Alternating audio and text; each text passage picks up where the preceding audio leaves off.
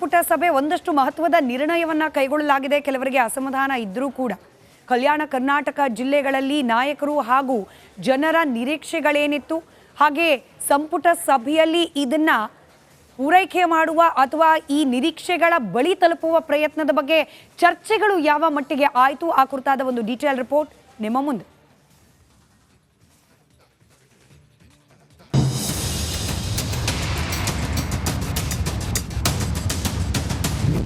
ಸರ್ಕಾರದಿಂದ ಖಾಲಿ ಹುದ್ದೆಗಳ ಭರ್ತಿಗೆ ನಿರ್ಣಯ. ಕಲ್ಯಾಣ ಕರ್ನಾಟಕದ ಕೆಲಸಕ್ಕೆ ಪ್ರತ್ಯೇಕ ಸಚಿವಾಲಯ. ಕಲ್ಯಾಣ ಕರ್ನಾಟಕದ ಅಭಿವೃದ್ಧಿ ನಿಟ್ಟಿನಲ್ಲಿ ಸರ್ಕಾರ ದಿಟ್ಟ ಹೆಜ್ಜೆಯನ್ನ ಇಟ್ಟಿದೆ. ಕಲಬುರಗಿಯಲ್ಲಿ ನಡೆದ ಸಂಪುಟ ಸಭೆಯಲ್ಲಿ ಬರೋಬ್ಬರಿ 11,000 ಕೋಟಿ ರೂಪಾಯಿ ಮೌಲ್ಯದ ವಿಷಯಗಳ ಪ್ರಸ್ತಾಪ ಆಗಿದೆ. ಬರದ ಬೀಡಲ್ಲಿ ನೀರಿನ ಸೌಲಭ್ಯ ಒದಗಿಸುವ ಯೋಜನೆಗೆ ಸಂಪುಟ ಅಸ್ತು ಎಂದಿದೆ. ಕಲಬುರಗಿಯಲ್ಲಿ 7ನೇ ಬಾರಿ ನಡೆದ ಸಂಪುಟ ಸಭೆಯಲ್ಲಿ 10 ಹಲವು ವಿಷಯಗಳಿಗೆ ಗ್ರೀನ್ ಸಿಗ್ನಲ್ ಕೊಡಲಾಗಿದೆ. ಯಾವೆಲ್ಲ ವಿಚಾರಗಳ ಕುರಿತು ನಿರ್ಣಯ ತೆಗೆದುಕೊಳ್ಳಾಯಿತು ಅಂತ ನೋಡೋದಾದ್ರೆ, ಬೀದರ್ ಕಲಬುರಗಿಗೆ ಕುಡಿಯುವ ನೀರು ಯೋಜನೆ 7,200 ಕೋಟಿ ವೆಚ್ಚದಲ್ಲಿ ನಾರಾಯಣಪುರ ಡ್ಯಾಂನಿಂದ ನೀರು. ಈ ಯೋಜನೆಗೆ 50-50 ಅನುಪಾತದಲ್ಲಿ ಅನುದಾನ ಹಂಚಿಕೆ. ಕೇಂದ್ರದಿಂದ 3,600, ರಾಜ್ಯದಿಂದ 3,600 ಕೋಟಿ ಅನುದಾನ. ಹಂತ ಹಂತವಾಗಿ ಖಾಲಿ ಇರುವ 17,434 ಹುದ್ದೆಗಳ ಭರ್ತಿ. ಕೃಷಿಗೆ 100 ಕೋಟಿ, ವಾಣಿಜ್ಯ ಮತ್ತು ಕೈಗಾರಿಕೆಗೆ 1,550 ಕೋಟಿ, ಆರೋಗ್ಯ ಇಲಾಖೆಗೆ 910 ಕೋಟಿ, ಅರಣ್ಯ ಇಲಾಖೆಗೆ 32 ಕೋಟಿ. ನೆನೆಗುದಿಗೆ ಬಿದ್ದಿರುವ ವಿಷಯಗಳ ಇತ್ಯರ್ಥಕ್ಕೆ ಪ್ರತ್ಯೇಕ ಸಚಿವಾಲಯ. ಬೀದರ್ ರಾಯಚೂರು ನಗರಸಭೆಯನ್ನ ಮೇಲ್ದರ್ಜೆಗೆ ಏರಿಸುವುದು. ಒಟ್ನಲ್ಲಿ ಕಲ್ಯಾಣ ಕರ್ನಾಟಕಕ್ಕೆ ಒಟ್ಟು 11,770 ಕೋಟಿ ಯೋಜನೆಯ ಬಗ್ಗೆ ಕ್ಯಾಬಿನೆಟ್ ಸಭೆಯಲ್ಲಿ ನಿರ್ಣಯ ತೆಗೆದುಕೊಳ್ಳಲಾಗಿದೆ. ಆದಾಗ್ಯೂ ಕೆಲವು ವಿಚಾರದಲ್ಲಿ ನಾಯಕರ ಅಸಮಾಧಾನ ಮುಂದುವರೆದಿದೆ. ಓಂ ಪ್ರಕಾಶ್ ಮುನ್ನೂರ್, ರಿಪಬ್ಲಿಕ್ ಕನ್ನಡ, ಕಲಬುರಗಿ.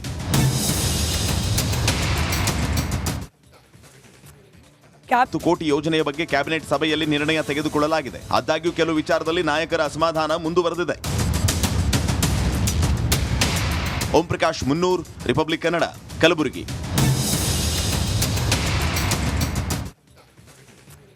ಕ್ಯಾಬಿನೆಟ್ ಸಭೆಯನ್ನು ನಡೀತು. ಆದರೆ ಕ್ಯಾಬಿನೆಟ್ನ ಬಗ್ಗೆ ಇದ್ದ ನಿರೀಕ್ಷೆಗಳಲ್ಲಿ ಅನೇಕ ವಿಚಾರಗಳನ್ನ ಸರ್ಕಾರ, ಅದರಲ್ಲೂ ಸಚಿವ ಸಂಪುಟ ಮರೆತು ಬಿಡ್ತಾ ಅನ್ನೋ ಅಸಮಾಧಾನ ಕೂಡ ಇದರ ಜೊತೆಯಲ್ಲೇ ಚರ್ಚೆಗೆ ಒಳಪಡ್ತಾ ಇದೆ.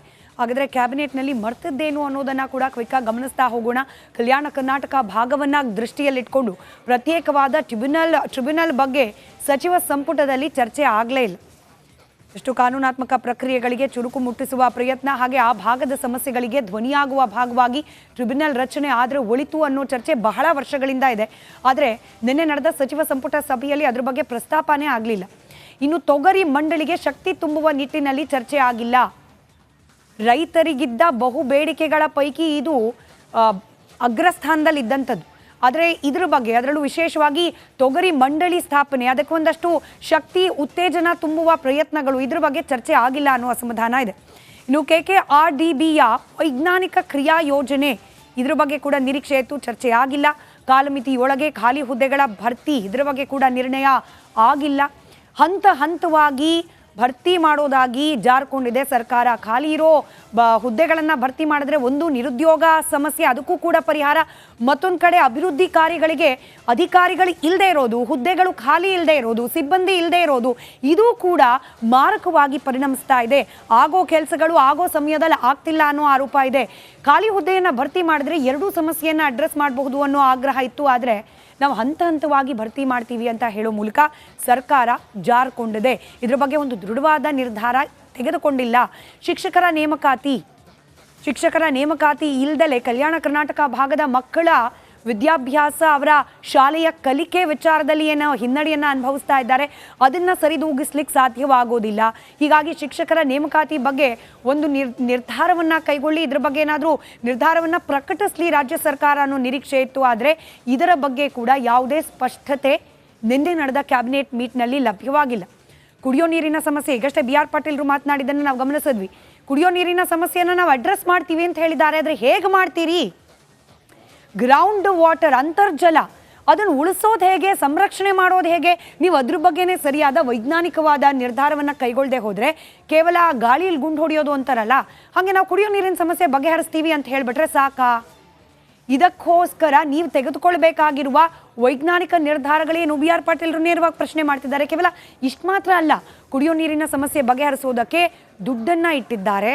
ಆದರೆ ಅಂತರ್ಜಲ ಹೆಚ್ಚಿಸೋದ್ರ ಬಗ್ಗೆ ಯಾವುದೇ ರೀತಿಯಾದ ನಿರ್ಣಯ ಆಗಿಲ್ಲ. ಹೀಗಾಗಿ BR ಪಾಟೀಲ್ರೇ ಹೇಳ್ತಾ ಇರೋ ರೀತಿಯಲ್ಲಿ ಒಂದು ದಿನದ ಮಟ್ಟಿಗೆ ನಡೆದ ಈ ಕ್ಯಾಬಿನೆಟ್ ಮೀಟ್ನಲ್ಲಿ ತರಾತುರಿಯಲ್ಲಿ ನಿರ್ಧಾರಗಳನ್ನು ಕೈಗೊಳ್ಳಲಾಗಿದೆ. ಆದರೆ ಆ ನಿರ್ಧಾರಗಳನ್ನು ಅನುಷ್ಠಾನ ಮಾಡಬೇಕಾದ್ರೆ ಇರುವ ಪ್ರಾಕ್ಟಿಕಲ್ ಸಮಸ್ಯೆಗಳ ಬಗ್ಗೆ ಚರ್ಚೆನೇ ಆಗಿಲ್ಲ. ಕಣ್ಣೊರೆಸುವ ತಂತ್ರ ಅನ್ನೋ ರೀತಿಯಲ್ಲಿ ಏನಾದರೂ ನಡೆದು ಹೋಯ್ತಾ ಕಲ್ಯಾಣ ಕರ್ನಾಟಕ ಭಾಗದಲ್ಲಿನ ಈ ವಿಶೇಷ ಸಚಿವ ಸಂಪುಟ ಸಭೆ ಅನ್ನೋ ಪ್ರಶ್ನೆಗಳೆದ್ದಿದೆ. ಸರ್ಕಾರ ಯಾವ ರೀತಿ ಸ್ಪಂದಿಸುತ್ತೆ ಕಾದ್ ನೋಡೋಣ.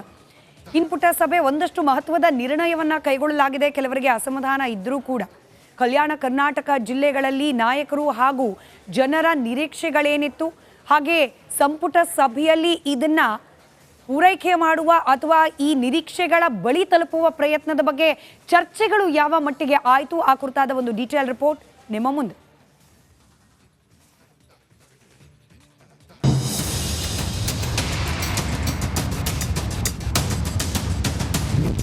ಸರ್ಕಾರದಿಂದ ಖಾಲಿ ಹುದ್ದೆಗಳ ಭರ್ತಿಗೆ ನಿರ್ಣಯ. ಕಲ್ಯಾಣ ಕರ್ನಾಟಕದ ಕೆಲಸಕ್ಕೆ ಪ್ರತ್ಯೇಕ ಸಚಿವಾಲಯ. ಕಲ್ಯಾಣ ಕರ್ನಾಟಕದ ಅಭಿವೃದ್ಧಿ ನಿಟ್ಟಿನಲ್ಲಿ ಸರ್ಕಾರ ದಿಟ್ಟ ಹೆಜ್ಜೆಯನ್ನ ಇಟ್ಟಿದೆ. ಕಲಬುರಗಿಯಲ್ಲಿ ನಡೆದ ಸಂಪುಟ ಸಭೆಯಲ್ಲಿ ಬರೋಬ್ಬರಿ 11,000 ಕೋಟಿ ರೂಪಾಯಿ ಮೌಲ್ಯದ ವಿಷಯಗಳ ಪ್ರಸ್ತಾಪ ಆಗಿದೆ. ಬರದ ಬೀಡಲ್ಲಿ ನೀರಿನ ಸೌಲಭ್ಯ ಒದಗಿಸುವ ಯೋಜನೆಗೆ ಸಂಪುಟ ಅಸ್ತು ಎಂದಿದೆ. ಕಲಬುರಗಿಯಲ್ಲಿ 7ನೇ ಬಾರಿ ನಡೆದ ಸಂಪುಟ ಸಭೆಯಲ್ಲಿ 10 ಹಲವು ವಿಷಯಗಳಿಗೆ ಗ್ರೀನ್ ಸಿಗ್ನಲ್ ಕೊಡಲಾಗಿದೆ. ಯಾವೆಲ್ಲ ವಿಚಾರಗಳ ಕುರಿತು ನಿರ್ಣಯ ತೆಗೆದುಕೊಳ್ಳಾಯಿತು ಅಂತ ನೋಡೋದಾದ್ರೆ, ಬೀದರ್ ಕಲಬುರಗಿಗೆ ಕುಡಿಯುವ ನೀರು ಯೋಜನೆ 7,200 ಕೋಟಿ ವೆಚ್ಚದಲ್ಲಿ ನಾರಾಯಣಪುರ ಡ್ಯಾಂನಿಂದ ನೀರು. ಈ ಯೋಜನೆಗೆ 50-50 ಅನುಪಾತದಲ್ಲಿ ಅನುದಾನ ಹಂಚಿಕೆ. ಕೇಂದ್ರದಿಂದ 3,600, ರಾಜ್ಯದಿಂದ 3,600 ಕೋಟಿ ಅನುದಾನ. ಹಂತ ಹಂತವಾಗಿ ಖಾಲಿ ಇರುವ 17,434 ಹುದ್ದೆಗಳ ಭರ್ತಿ. ಕೃಷಿಗೆ 100 ಕೋಟಿ, ವಾಣಿಜ್ಯ ಮತ್ತು ಕೈಗಾರಿಕೆಗೆ 1,550 ಕೋಟಿ, ಆರೋಗ್ಯ ಇಲಾಖೆಗೆ 910 ಕೋಟಿ, ಅರಣ್ಯ ಇಲಾಖೆಗೆ 32 ಕೋಟಿ. ನೆನೆಗುದಿಗೆ ಬಿದ್ದಿರುವ ವಿಷಯಗಳ ಇತ್ಯರ್ಥಕ್ಕೆ ಪ್ರತ್ಯೇಕ ಸಚಿವಾಲಯ. ಬೀದರ್ ರಾಯಚೂರು ನಗರಸಭೆಯನ್ನ ಮೇಲ್ದರ್ಜೆಗೆ ಏರಿಸುವುದು. ಒಟ್ನಲ್ಲಿ ಕಲ್ಯಾಣ ಕರ್ನಾಟಕಕ್ಕೆ ಒಟ್ಟು 11,770 ಕೋಟಿ ಯೋಜನೆಯ ಬಗ್ಗೆ ಕ್ಯಾಬಿನೆಟ್ ಸಭೆಯಲ್ಲಿ ನಿರ್ಣಯ ತೆಗೆದುಕೊಳ್ಳಲಾಗಿದೆ. ಆದಾಗ್ಯೂ ಕೆಲವು ವಿಚಾರದಲ್ಲಿ ನಾಯಕರ ಅಸಮಾಧಾನ ಮುಂದುವರೆದಿದೆ. ಓಂ ಪ್ರಕಾಶ್ ಮುನ್ನೂರ್, ರಿಪಬ್ಲಿಕ್ ಕನ್ನಡ, ಕಲಬುರಗಿ.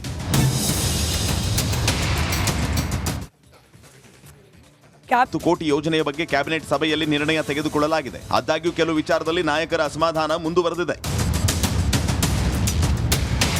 ಓಂ ಪ್ರಕಾಶ್ ಮುನ್ನೂರ್, ರಿಪಬ್ಲಿಕ್ ಕನ್ನಡ, ಕಲಬುರಗಿ.